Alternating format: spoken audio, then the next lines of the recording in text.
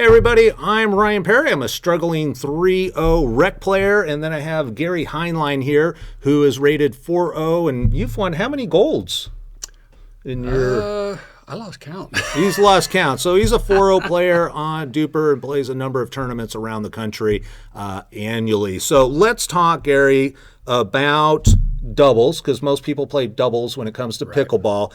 And what is the strategy around returning? Because and let me just preface that, being a relatively newbie, I've been playing for 4 or 5 months now, is watching the pros, the return, they don't seem to, they're not trying to win the point.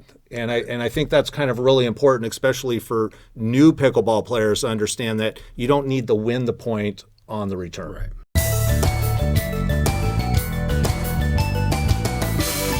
Exactly. Your two first shots in the game, of course, are your serve, and the importance of that serve is to keep it deep. And it's not winning the serve or winning on the serve. You're not trying to get an ace like you would. You're not going to hit 120 mile per hour pickleball like you would in tennis. Right. So that's, of course, important. But now the return of serve, okay, is the same way. You're returning serve, and the key to it is keeping it deep. Right. The reason for that is to keep your opponent back. You want to keep them back while you advance to the kitchen line. And so to do that, there's a couple things, and there's a little debate on this, but because some of the players, especially the bangers out, they just like to drive that ball. So they'll drive it hard and back, but a lot of times these are younger players that can get to that kitchen line faster. Mm-hmm. Okay, I'm a little bit more up in age, and so the way they teach that is when you return, put a little loop in it. It doesn't have to be a hard drive. The placement is more important than how hard it's hit, because actually hitting it hard back to your opponent gives them more time to return it to you, which gives you less time to get to the kitchen line. Let's talk about that, because that's an interesting concept that, if you're not aware, I don't think a lot of people understand, and that is the timing of things. So essentially what you're saying is that if you hit the ball, if you're returning the ball and you hit it hard, it's going to take less time to get to the opponent, which allows less time essentially to get to the line. Right, because they're going to return, especially if you're hitting hard. Right.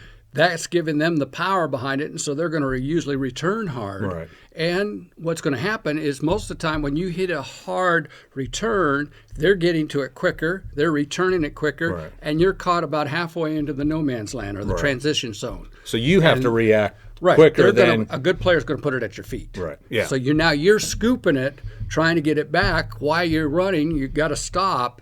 The biggest thing, too, is when you're in that transition zone and you've hit the return, is when they're getting ready to hit, you take your straddle step, you come there, get into set position, and you're ready to move either way.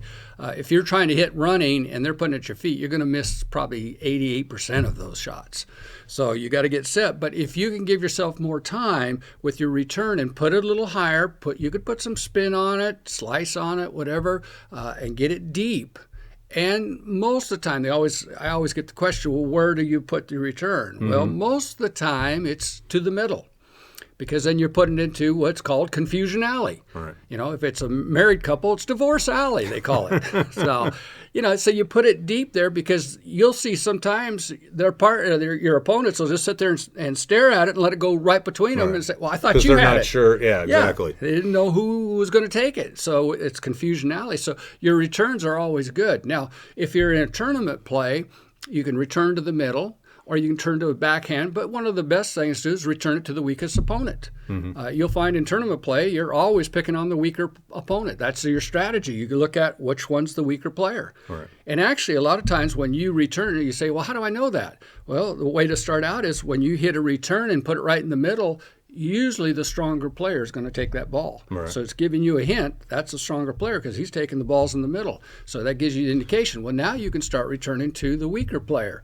and get more mistakes on forced errors and stuff. So the middle or to the weaker player. Right. So let me ask you this. If the stronger player, if the weaker player is already at the kitchen line because they're receiving the ball, would you necessarily dink to them versus trying to keep the returner, who's the stronger player, back? Usually you want to, when you're serving and then they're returning, okay, you want to hit to the person that's coming in. Right. So go to that farther player, back, regardless if they're the stronger or weaker. Yeah, usually. Now, if it depends too, of course, in a third shot drop, you can drop it or whatever. But we're talking about now the return. Right. The return, basically, they're still both back on a return because they served to you. Oh, I'm you're sorry. returning. Correct. Yeah, so that threw me off a little bit. Yeah. Going, I was testing you. Yeah. Okay. You passed. And so that now a third shot drop. Again, you have that case where one's back, one's forward. Well, the one coming in, usually you'll hit to the one coming in because they're moving. Right. Okay, they're trying to get to the kitchen line. They haven't got set where the other person is set. Right. So when you have that stronger player that's at the net, definitely go to the weaker player that's back. But most of the time you go to the back player because they're having to move and all. If you find that you're going to do a third shot drive, then you could drive it at the weaker player. If they're missing them, keep driving at them. Yeah. If the guy coming in is a stronger player, but he's still moving, you got a chance for an unforced error. Right. So like I say, the strategy of hitting to the weaker player or to the backhand of the stronger player. Right.